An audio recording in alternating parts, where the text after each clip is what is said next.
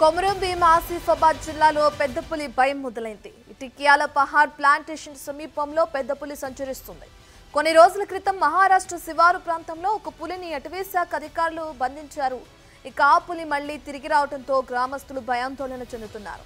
విషయం తెలుసుకున్న ఫారెస్ట్ అధికారులు ప్లాంటేషన్ సమీపంలో పులి పాదముద్రలను గుర్తించారు.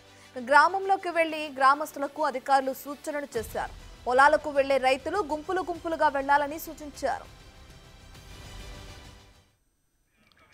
ఇటికెల్పాడ్ గ్రామంలోని ఇటికెల్పాడ్ సిర్పూర్ వెళ్ళడానికి మార్గ మధ్యలో అడవి ప్రాంతం ఉండటం వలన పులి అక్కడ మన ఉడుక్కులి నుండి ఇటికెల్పహాడ్ ఫారెస్ట్ వాళ్ళు నాటిన చెట్లలో రావడం జరుగుతుంది.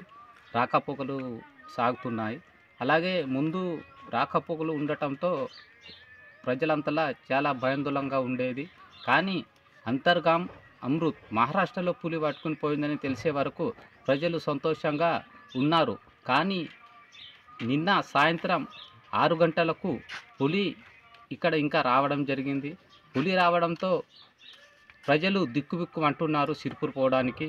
పొద్దుగానే ఫారెస్ట్ అధికారులు వచ్చి పులి ఆనవాళ్లను గుర్తించారు.